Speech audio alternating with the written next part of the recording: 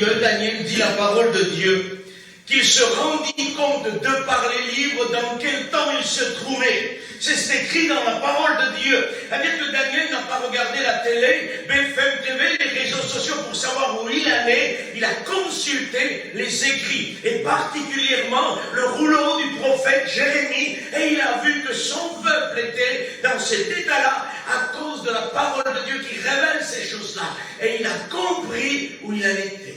Amen. Et parce que cet homme a compris où il en était, il s'est réfugié dans le jeûne, dans la prière, dans la recherche de Dieu, dans la consécration. Et tant que l'Église ne prendra pas conscience du temps où nous sommes, elle ne reviendra plus à la consécration, elle ne priera plus, elle ne jeûnera plus comme elle faisait, parce qu'elle n'est pas au courant du temps où nous sommes. Amen. Nous avons besoin, mes frères et sœurs, de venir à la parole de Dieu, de rechercher Dieu. Le temps est difficile, il reste un laps de temps, et ce temps-là est donné à nos amis pour qu'ils se convertissent, et ce laps de temps est donné aussi à l'Église pour qu'elle se fortifie. Amen. Parce qu'il faut comprendre, et je pense que vous le savez, tellement bon de répéter toujours les mêmes choses qui sont salutaires.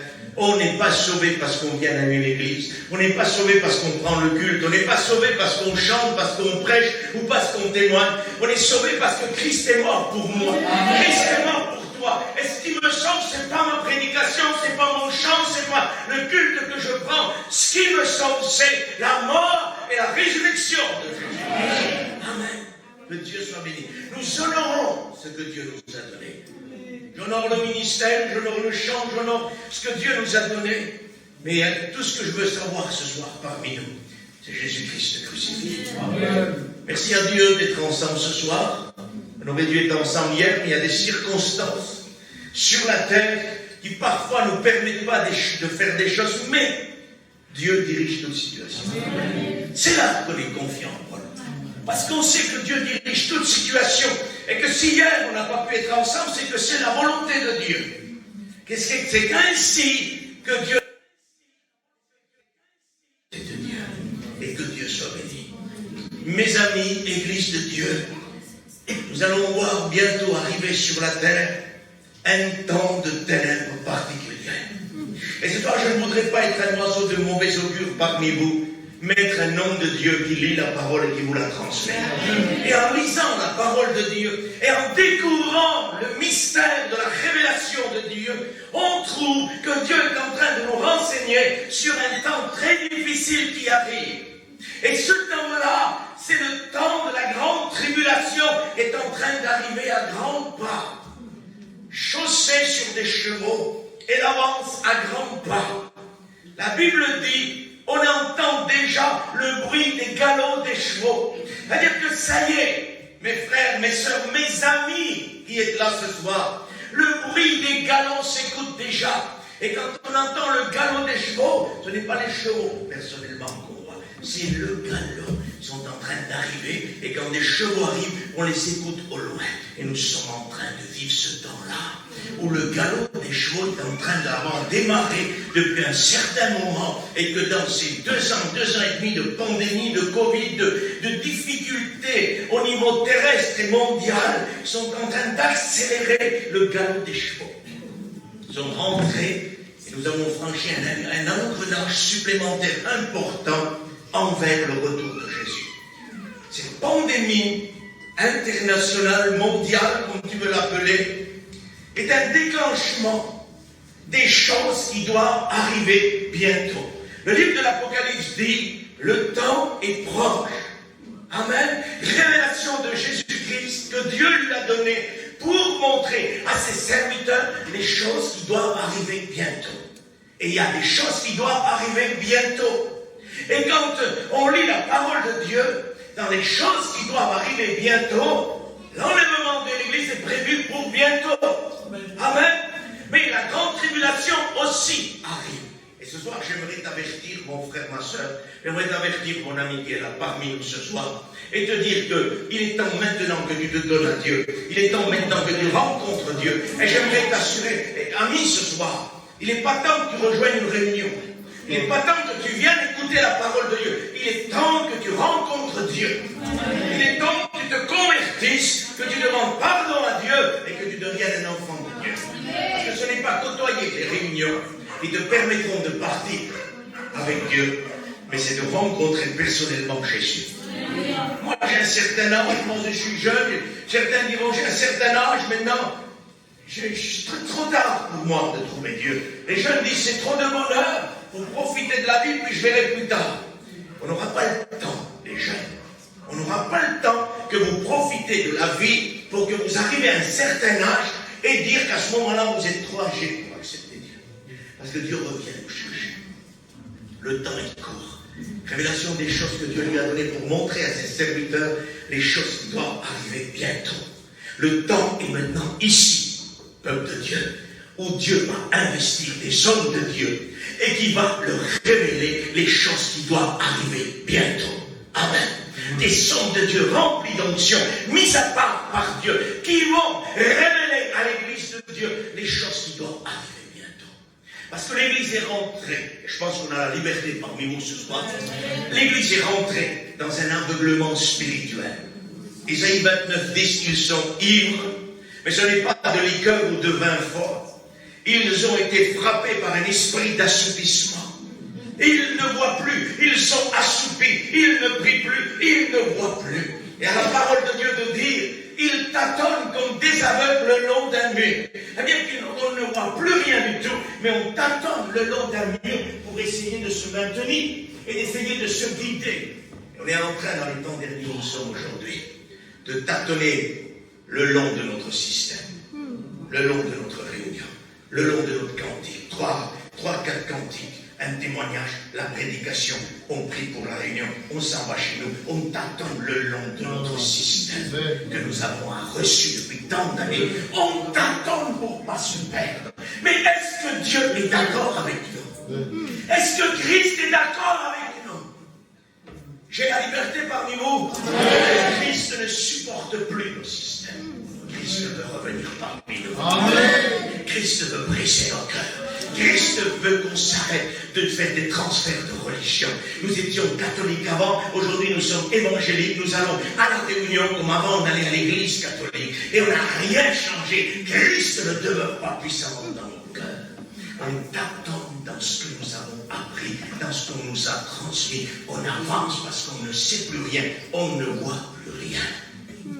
Écoutez bien, pendant ces 2 ans et demi de pandémie, ce Covid a frappé.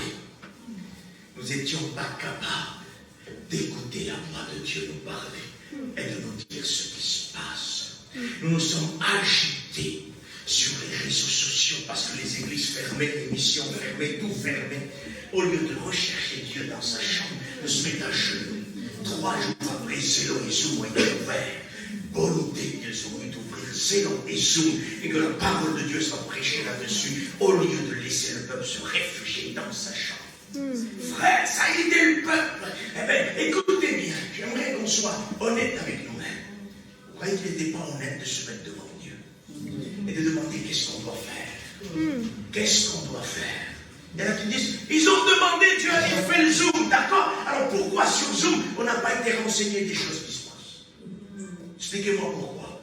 C'est Dieu qui m'a poussé à faire ces biens. Pourquoi aucune révélation sur la situation? Sinon, nos mêmes messages, nos mêmes cantiques, nos mêmes réunions, toujours pareil, mais l'église était plus réelle mais virtuelle. Pourquoi toujours le même système? Si Dieu avait décidé ça, il aurait dû parler Dieu ici. Dieu parle. Dieu est un Dieu qui parle. Est un Dieu qui dit la vérité. Quand il y avait ce confinement, un frère m'a dit, frère, il n'y a plus de prophètes parmi nous. Parce que s'il y aurait eu des prophètes, on aurait été avertis. Je lui ai dit, écoute-moi bien, frère. Il y a des prophètes parmi nous, mais nous les avons fait taire. Nous n'avons pas voulu les écouter. Parce que la Bible dit, ils annoncent la paix quand tout va mal. Ça, c'est les faux prophètes. Et les véritables prophètes disent la vérité sur la situation. Et quand on veut vivre dans le monde, et qu'on ne veut pas se préparer au prochain déluge qui va battre sur la terre, aux prochaines difficultés qui nous attendent, alors on dit paix quand il n'y a pas de paix. Et on est friand, le peuple dit Amen, Amen. Demain, tout va aller bien. Écoutez, un serviteur, moi, après le premier confinement, Il a dit, ça y est, c'est terminé, le Covid est derrière nous. Maintenant, tout va aller bien. Quelques jours après, deuxième confinement, tout était fermé. Par quoi contrôle-t-on la parole du prophète? Il a dit, par l'accomplissement des paroles du prophète qui annonce la paix. Si un prophète annonce la paix, c'est par l'accomplissement de la paix que nous saurons qu'il est prophète. Donc c'est pas compliqué de discerner un faux prophète. Il faut juste écouter son discours. Et pour moi, cet homme-là a faussement prophétisé. Parce que c'était le contraire de ce qu'il a dit. Alors nous sommes fatigués de chercher l'approbation du peuple. Nous devons chercher ce que Dieu veut. Amen. Mes frères et sœurs, je vous aime dans l'amour de Dieu. Amen. Je vous aime de tout mon cœur. Mais je veux vous dire toute la vérité. Et ne rien vous cacher. La Bible dit, s'ils auraient été prophètes de l'Éternel, ils auraient dû faire connaître à mon peuple sa voix, et mon peuple serait revenu de sa mauvaise voie. Mais mon peuple n'est pas revenu parce qu'ils ne leur ont pas fait connaître leur voix. Et nous sommes dans un temps difficile où on va dans l'idée du peuple pour ne pas froisser le peuple. Mais frère, on ne peut pas faire ça parce qu'on va perdre 10-15 morts. Tant mieux. Tant mieux. Pour que ça s'arrête. Pour que ça prenne l'air. Jésus a dit aux disciples qui sont venus le voir, qu'est-ce que vous voulez faire? Il n'en restait pas beaucoup, il en restait 12. Qu'est-ce que vous voulez faire? Et nous voulons rester avec toi. Sur les paroles de la vie. Mais vous aussi, allez-y. La retenue personne, il dit, vous vous rendez compte, à une église de 60 morts. Il en reste 12. Moi, comme toi, Paul. Paul va faire quelque chose, il en reste 12. Comment on va faire? On va les maintenir. Jésus a dit non. Vous, qu'est-ce que vous voulez faire? Il était prêt à rester tout seul. Parce que Jésus est prêt à rester tout seul. Et est toujours la vérité. Est toujours vrai. Est toujours saint. Dieu ne partagera jamais la souillure. Ne partagera jamais le péché, le mensonge. Dieu préfère être seul et garder sa sainteté, sa vérité, que être entouré de gens qui pêchent. Dans toute la Bible, ça. Dieu était tout seul sur la montagne, il y avait un peuple nombreux en bas. Dieu a dit, s'ils touchent la montagne, ils seront frappés de mort. C'est-à-dire qu'il préférait rester seul. Parce que ces gens-là allaient s'approcher avec le péché. Et Dieu ne veut pas que sa sainteté soit touchée par le péché de l'homme. Dieu pardonne le péché. Mais Dieu ne veut pas que l'on amène le péché dans la sainteté de Dieu. Il y en a qui disent, approche-toi dans la gloire de Dieu, ton péché va être consumé. C'est totalement faux. C'est une fausse doctrine. Christ a dit, Dieu a dit, le Saint-Esprit déclare, soyez saints car je suis saint. Que personne ne touche la montagne. Si même une bête touche la montagne, elle sera morte immédiatement, consumée. Parce qu'on ne s'approche pas comme on veut devant un Dieu 3 fois saint. Il y a des manières de s'approcher. Et la seule manière qui est agréée aujourd'hui, c'est le sang de l'agneau. Ni une belle prière, ni une belle prédication, ni un beau chant. Juste le sang de Dieu. Ne pensez pas que c'est parce qu'on prêche que nous sommes agréés. Ne pensez pas que parce qu'on chante qu'on est agréé. Ou parce qu'on témoigne, ou parce qu'on vient à l'église. C'est le sang de l'agneau qui nous permet de rentrer dans la présence de Dieu. Parce qu'il a ouvert une route nouvelle, vivante, inaugurée au prix de son sang. Il nous l'a ouvert. Et nous rentrons. Toujours le sang qui d'abord est là pour purifier ma vie, pour purifier ta vie, et après on s'approche de Dieu. Amen.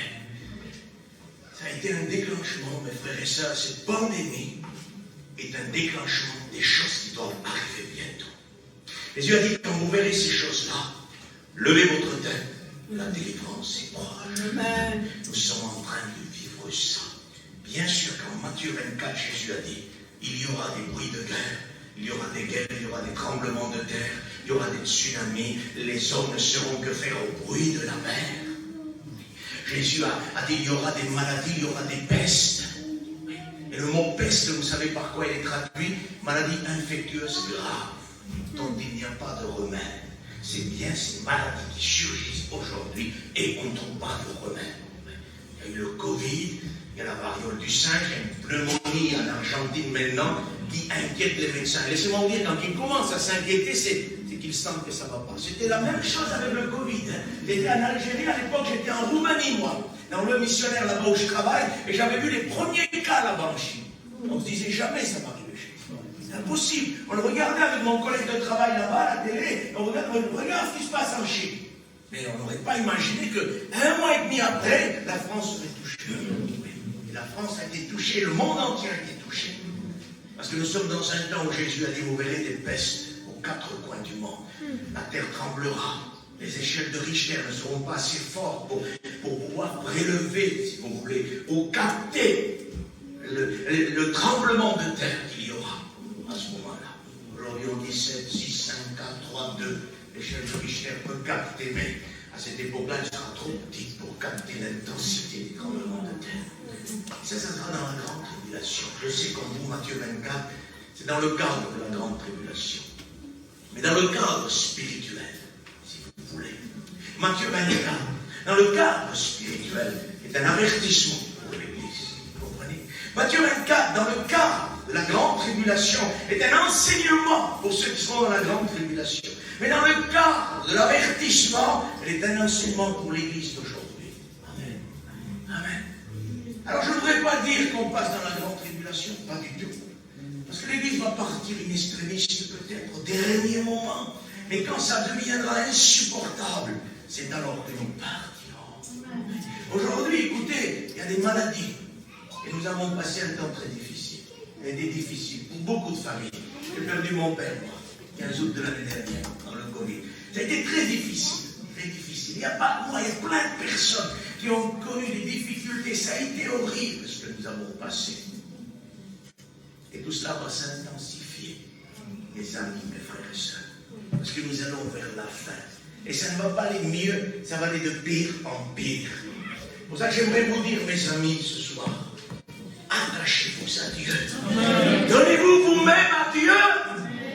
N'attendez plus, vous n'aurez plus le temps de le faire. Mes amis, vous êtes en danger. Vous êtes en danger, mes amis. Je vous aime de l'amour de Dieu. Je voudrais vous retirer des flammes de l'enfer. Mais vous êtes en danger si vous ne bougez pas de votre situation. La terre, le monde, l'esprit de l'Antichrist est en train de vous mentir. Est en train de vous faire croire à une vie nouvelle, à un monde nouveau où tout va aller bien. Non, ça va mal. Tout va mal. On n'aura plus d'électricité, on n'aura plus de gaz. Les pandémies de maladies seront là. Les famines seront là. Les inflations sont bibliques. C'est noté dans le livre de l'Apocalypse. Il y aura des inflations. Que quand tu vois le cavalier qui sort et qui porte la famine, en vérité, ce n'est pas vraiment une famine que connaîtra le monde, mais une inflation, si tu veux. Oui. Une mesure de blé pour un denier. Une mesure d'orge pour un denier. Un denier, ça représente une journée de travail. Une journée de travail. Je ne sais pas combien est le SMIC aujourd'hui, peut-être 50-60 euros par jour. Je ne sais pas, tu le sais, mais on a tourné à peu près par là, Paul. Tu ne sais pas, je ne sais pas moi, 50-60 euros, peut-être, c'est ça les frères. Une mesure de blé, 60 euros. Ça fait cher le paquet de pâtes. Tout va augmenter, mes frères et sœurs. Dans la grande tribulation, ceux qui n'auront pas la marque de la bête ne pourront ni vendre, ni acheter, ni commercer. Parce qu'on le comprend, au prix que sera un paquet de pâtes, au prix que sera un peu d'or pour nourrir sa famille, c'est atroce. Vous vous rendez compte? Une mesure de blé pour une journée de travail. 3 mesures d'orge pour une journée de travail. Ça veut dire que celui qui sera à peu près bien, mangera du blé. Mais quand il y aura dans un foyer 3 personnes, je vous donne une idée du texte. Quand il y aura dans un foyer 3 personnes, ils ne pourront plus manger du blé. Ça sera trop cher. Ils mangeront de l'orge. Ce qui était dans l'Antique pour les animaux et non pas pour les humains.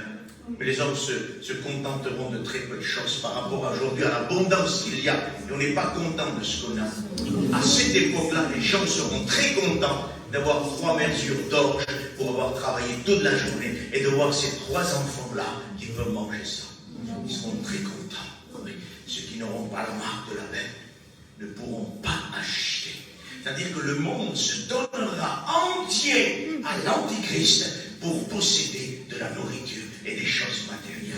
Est-ce que vous avez vu aujourd'hui déjà que le monde est en train de lier les humains, de lier les hommes, de lier les femmes par le matériel et par l'abondance. On nous a mis dans une abondance. On nous a poussés à l'abondance. Avec les prêts, qui s'appelaient à l'époque des prêts revolving, des prêts où on pouvait prendre 2 000, 3 000 euros, on remboursait, ça repartait. Et ça ne demandait rien du tout. On a poussé le monde à posséder plus que ce qu'il avait. Celui qui n'avait pas d'argent, eh ben, il ne pouvait pas s'acheter ça, mais il empruntait facilement, il achetait. Ça fait des années que ça dure. Ça fait 25, 30 ans que ça a démarré. On a poussé le monde à la convoitise, on a poussé le peuple à ne plus se passer des choses matérielles, des choses abondantes dans la nourriture. On ne peut plus s'en passer. Et aujourd'hui, qu'on est à ce niveau-là, on est en train de nous dire, l'abondance est finie, serrez les ceintures. Oui, c'est ça. Et ça, c'est tout le caractère de la bête, ça.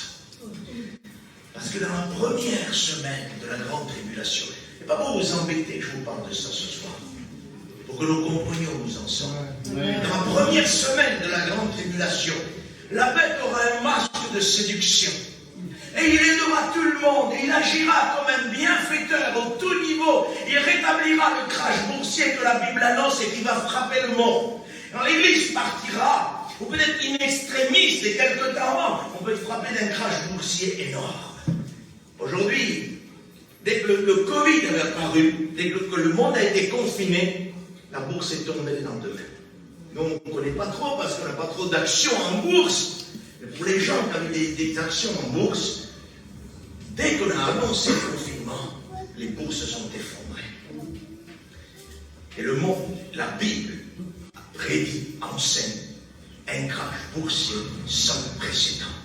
Et il n'y a personne qui pourra faire face. Aujourd'hui, s'il arrive, il relève, ça retombe, ça se stabilise, le temps n'est pas encore fait, l'Antichrist n'est pas encore apparu pour délivrer et pour livrer le monde, si vous voulez, à la perdition. Non. On est en train de préparer sa venue à travers l'esprit de l'Antichrist. Donc tout se met en place. On ne peut pas produire un crash boursier en un an. Un crash boursier se produit quand on veut le faire volontairement avec beaucoup d'années d'avance. On prépare ça avec des chutes qui remontent, qui retombent, qui remontent, qui retombent. Oh, c'est la cause et l'effet. On produit ça pour que personne ne voit que c'est ce qu'on a voulu faire. Mais on veut amener le monde dans un crash boursier. Et c'est moi vous dire que quand ça va s'effondrer, il n'y aura plus rien du tout, les frères et sœurs. Et là, ça va être difficile. C'est vrai que Dieu, quand ça sera insupportable pour l'Église, Dieu vous enlèvera. Parce que la Bible dit que Dieu ne laissera pas que vous soyez tentés au-delà de vos forces. Mais par la tentation, il produit le moyen de sortir de la tentation. C'est-à-dire que dans ces moyens qui apparaissent aujourd'hui à une échelle plus petite que dans la grande tribulation, Dieu est en train de former son Église, en train d'éprouver son Église pour la former à ce qu'elle doit faire. Parce qu'on doit, s'il y a des inflations aujourd'hui, s'il y a des famines dans d'autres pays qu'aujourd'hui il n'y en a pas, mais ne nous rassurons pas. Ça peut arriver rapidement. On peut rapidement rentrer dans une famine. On peut rapidement rentrer dans un conflit mondial. Entre la France et la Russie, c'est pas trop terrible. Pas trop terrible ça. J'aimerais vous dire quelque chose. Est-ce que vous croyez, parce qu'aujourd'hui en France, on dit ouais, mais nous on est en France, ça ne peut pas nous toucher, ça. Et même si on ne le dit pas au droit, on le pense dans notre cœur parfois. On se dit ouais, mais nous on est en France, ça ne peut pas nous toucher. Est-ce que vous croyez que les chrétiens d'Ukraine, par rapport aux chrétiens de France, vous croyez que les chrétiens de France sont plus nobles pour Dieu que les Ukrainiens? Pas du tout. Eh bien, les Ukrainiens sont passés par la guerre. Alors moi, mon souhait, c'est que non. Je vous le dis de tout mon cœur. Parce que la guerre, c'est quelque chose d'horrible. On a des enfants, des petits-enfants. Mon souhait, c'est que non. Hein? Moi, je ne veux pas que la guerre arrive. Mais on ne sait pas si elle ne peut pas arriver ici. Comprenez ça. C'est-à-dire que Dieu est en train de nous préparer à beaucoup de choses, mes frères et sœurs. Nous sommes en train d'être préparés à un retour dans l'intimité de Dieu. Parce que si on rentre dans une famine, si on rentre dans une inflation comme nous sommes en train de rentrer aujourd'hui, et que nous ne sommes pas prêts à ça, on ne pourra pas y arriver. Il arrive une nuit de ténèbres sans précédent sur le monde entier. Et si on n'est pas prêt, l'Église de Dieu, et ce n'est pas la grande tribulation, mais la tribulation pour l'Église. Parce que j'aimerais vous dire ça, et je le répète ce soir. l'Église ne passe pas par la grande tribulation. Amen. Je le répète pour que rien ne se déforme ce soir. L'Église ne passe pas par la grande tribulation. Mais l'apôtre Jean dit, moi, Jean, votre frère, qui part avec vous à la tribulation à cause de la parole de Dieu et du royaume. Il parle d'une tribulation. À Pierre de dire, ce qui fait votre joie pour le moment, c'est que vous savez que bientôt Christ va revenir et il va vous enlever. C'est ce qui fait votre joie. Formidable de savoir ça, non? Ça nous rend joyeux, ça. Mais, puisqu'il le faut, il dit, que vous soyez éprouvés par diverses épreuves, afin que votre foi, plus précieuse que l'or, soit éprouvée. Vous comprenez? Il dit, votre joie, c'est le retour. Il va revenir. Mais il le faut pourtant maintenant, que vous soyez éprouvés, tentés, de diverses manières, afin que votre foi soit éprouvée. Et vous savez pourquoi Pierre prédit ça? Parce que Dieu sait que dans les derniers temps, la foi de l'Église ne sera plus ce qu'elle était. Elle ne sera plus de la qualité qu'elle était. Et il a besoin de ramener l'Église devant ses pieds pour que l'Église soit de nouveau formée dans la foi et par la foi et pour la foi. Amen. Parce que l'Église n'a plus la foi qu'elle avait dans le retour. Que vous le vouliez ou non. Il y a des gens qui disent, je crois que Dieu revient. Mais leur manière de vivre ne prouve pas que Dieu revient. Non. Dieu dit à Ézéchiel, tu perces la muraille, chapitre 8. Et tu rentres et tu vois toutes les abominations qui se font. Chapitre 12, il dit, tu perces la muraille pour en sortir maintenant de l'intérieur. Il était dehors, il est rentré au cœur même du temps. Il dit, maintenant tu vas percer la muraille pour sortir. Et tu vas mettre un bagage d'itinérance sur ton dos, un bagage de quelqu'un qui est sans domicile fixe, si vous préférez. Et il dit, tu sortiras devant leurs yeux, afin que mon peuple te voie. Vous savez ce qu'il voulait dire? Le Seigneur voulait dire, écoute Ézéchiel, tu es rentré, il y avait toutes sortes d'abominations. L'église n'était pas prête à partir, non. Parce qu'une église souillée, pardonnez-moi, ne part pas. D'impossible. L'église sans tache, pure, sans rien de semblable, parce qu'il ressemble au péché, ne touche l'église. Elle est sans tache, sans rite, Dieu l'a purifiée par son sang. L'église là qui part. Il dit, tu es rentré, tu as vu ce qui se passait. Ils ne sont pas prêts. Ils ne sont pas prêts. Alors il dit, maintenant tu vas sortir, et tu vas être un exemple. C'est-à-dire que par ton comportement, par ta manière de vivre, tu vas démontrer aux autres que j'arrive et que tu es prêt à partir. Prendre un petit bagage sur le dos. C'est-à-dire que tu t'en comptes de rien. Tu leur montres que tu n'as plus rien à attendre sur terre maintenant. Et que c'est pas, merci mon frère, que c'est pas 2 grandes maisons, 3 grandes maisons, 4 voitures, 5 voitures qui feront démontrer que nous attendons le Christ. Jamais de la vie. Ça va démontrer que nous aimons le monde, que nous sommes attachés au monde. Et après on dit, mes frères et sœurs, mon cousin ne vient pas à Dieu, mon mari ne vient pas à Dieu, mon fils ne vient pas à Dieu. Démontre par ta conduite que le Christ revient. Amen. Démontre au monde que Jésus revient. Et tu verras comme les gens vont se convertir. Parce qu'on écoute aujourd'hui des gens qui disent, venir à Dieu pour être comme ça. Jamais de la vie, ça sert à rien. La Bible dit, à cause de vous, et ça ne parle pas pour les païens, ça parle au peuple de Dieu. À cause de vous, le nom de Dieu est blasphémé parmi ceux qui ne connaissent pas Dieu. C'est ça, mes frères et sœurs. On doit être proche de Dieu. On doit rentrer dans notre champ. On doit servir Dieu pour en sortir comme Moïse sortit de la montagne. On ne pouvait pas fixer les regards sur Moïse. Il fallait que se couvre le visage. Parce que Dieu ne partage pas sa sainteté avec ceux qui sont souillés. Le peuple n'a pas voulu se sanctifier. Moïse, il se sanctifie dans 3 jours, je descends. Personne n'a voulu se sanctifier. Alors Dieu a dit que personne ne touche la montagne, à l'exception de Moïse, l'homme de Dieu, qui est monté sur la montagne et la présence de Dieu a envahi Moïse. Amen. Et nous avons besoin de ces hommes de Dieu, ces femmes de Dieu, qui sont prêts à vivre dans une maison, pas peut-être grande, une bonne maison où on peut vivre dans la paix du Seigneur en attendant le retour de Dieu. Ça suffit très bien. Amen. Des femmes qui n'ont pas de convoitise dans le cœur. Des hommes qui ne sont pas convoités dans le cœur, mais qui servent Dieu. Amen. Et qui disent, j'ai un morceau de pain sec aujourd'hui. Eh bien, merci à Dieu. Amen. Là, il vaut mieux avoir un morceau de pain sec où règne la paix du Christ qu'un bœuf engraissé où Christ n'y est pas. Un jour, Dieu m'avait dit, tu sais pourquoi le morceau de pain sec prend de la valeur? J'ai dit, non, Seigneur. C'est parce que moi, j'y suis. Mon simple pain, c'est quoi de la valeur? Il m'a dit, sais-tu pourquoi le bœuf engraissé perd sa valeur? J'ai dit non, c'est parce qu'il dit, moi j'y suis pas. Et toute la différence. Quelle bonté quand vous êtes autour de votre table. Vous avez ce que vous avez. Et vous remerciez Dieu. Amen. Et vous sentez que si vous êtes 4 personnes, il y a une autre personne avec vous, c'est Christ. Amen. Qui partage le foyer. Amen. Et bienvenue à lui dans nos cœurs. Bienvenue à lui dans nos foyers. Le temps est maintenant résolu, mes frères et sœurs, où Christ doit reprendre la place dans nos foyers, dans mon foyer, dans ton foyer. Il doit revenir en puissance. Frère, Dieu est chez moi. Arrête de te borner par de faux raisonnements. On a besoin de dire, viens en puissance, en force, en onction et en sainteté. Amen. Dieu est chez nous. Pourquoi se permettons-nous, dans les ténèbres, dans personne voit, de commettre le péché, si Dieu est chez nous? On se laisse guider par Dieu. On va pas faire autrement, de toute façon. Si Dieu est chez toi, si Dieu est chez moi, nous devons craindre les ténèbres. Nous ne devons pas vivre dans les ténèbres. Le péché n'a pas de place dans nos foyers. Quand personne voit, tu te permets le péché et tu crois que Dieu est chez toi. Non, Dieu ne peut pas être chez toi si le péché est chez toi. Ce n'est pas possible. Il faut mettre le péché dehors pour que la sainteté revienne. On est fatigué, mes frères et sœurs, d'accumuler mission sur mission. Nous avons redémarré notre système après la pandémie pendant encore